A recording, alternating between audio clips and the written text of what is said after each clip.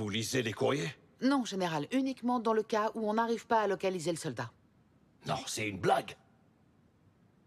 Des lettres qui appartiennent à des Blancs? Vous les ouvrez et vous les lisez. Général, c'est parfois la seule façon de trouver des indices qui permettent de les distribuer. Et la vie privée, commandant? Vous avez perdu ce qui vous restait de jugeote? Vous désobéissez. Vous avez sacrifié des soldates.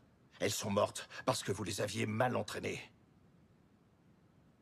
Aujourd'hui, le président Roosevelt nous a quittés. Je vais mettre fin à cette petite expérience sans plus attendre.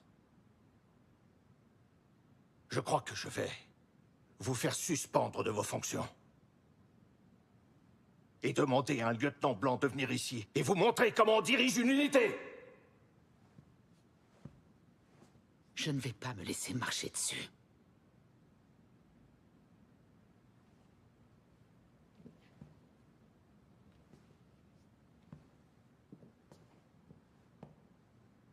Vous avez dit quoi? Général, sauf votre respect, mon bataillon a travaillé jour et nuit, dans d'horribles conditions. Dans un froid glacial, presque constamment. À tel point que ces femmes ont dû mettre de l'eau dans leur propre casque pour se laver. Vous nous avez assigné un endroit sans qu'il y ait même un lit, sans que nous ayons de l'aide. Mes soldats sont harcelés. On leur adresse la parole pour leur demander s'ils leur poussent une queue de singe après minuit, parce que des soldats blancs répandent cette rumeur. Vous avez envoyé un aumônier, pas pour prier, mais pour nous espionner. Nos 2 soldats qui ont été tués dans l'explosion étaient très compétentes. Je le sais parce que c'est moi qui les ai formées. Et vous, général, vous n'avez même pas daigné leur offrir les obsèques qu'elles méritaient. Alors je sais que nous sommes en guerre, mais la nôtre de guerre commence par notre couleur. Nous combattons sur tous les fronts à la fois. Alors je le dis haut et fort, général, je ne vais pas me laisser marcher dessus.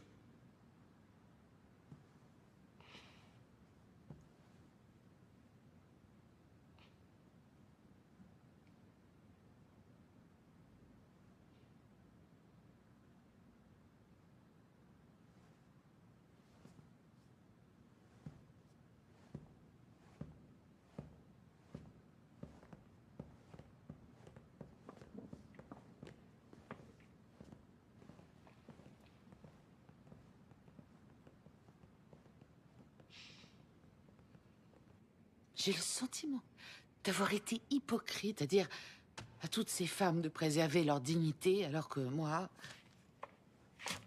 je sais pas ce qui m'a pris. Tu étais dans ton